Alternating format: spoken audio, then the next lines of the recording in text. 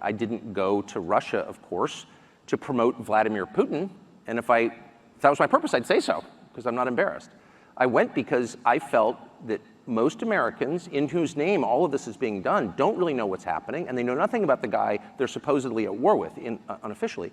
And I just felt that my job, if I have a job in this world, is to bring information to people so they can decide. And so I wanted to do the longest interview I could with Vladimir Putin that contained the most amount of Vladimir Putin talking, not me grandstanding about what a great person I am. When an American journalist interviews someone like Vladimir Putin, the whole point of the interview is to say, I'm a good person and you're not. And that interview was aimed at his colleagues in the newsrooms in the United States. I'm a good person. Why are you such a bad person? You're committing genocide. Okay. That's not fruitful, and that's certainly not my role. I care what God thinks of me, what my wife thinks of me, and what my 4 children think of me, and that's all I care about. So I don't need to prove that I'm a good person. I want to hear Vladimir Putin talk so people in my country can assess what's happening.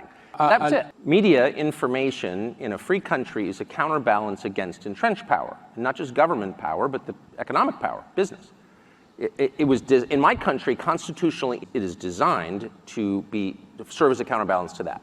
So if sources of information, media outlets align with entrenched power, then you have a powerless population, and it's totalitarian, and that is very quickly the direction the United States is headed. And I do think that technology abets this progression, and machine learning especially.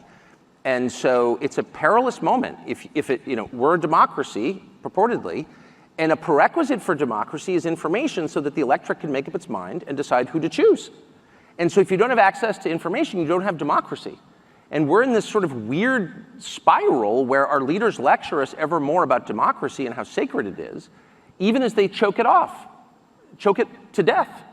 And so I think the people who provide information, who bring the facts to the public, have a critical role to play. And right now it's difficult. I'm not facing any great, I don't mean to cast myself as a hero. I'm certainly not a hero at all. But I do think it's tougher and tougher to do that. Sure. And that means we have a greater obligation to do it. Press restriction is universal in the United States. I know because I've lived it. I've had a lot of jobs, and I've done this for 34 years, and I know how it works. And there's more censorship in Russia than there is in the United States, but there's a great deal in the United States. At a certain point, it's like people can decide whether they think, what countries they think are better, what systems they think are better. I just want to know what he thinks. That was the whole point. Yes.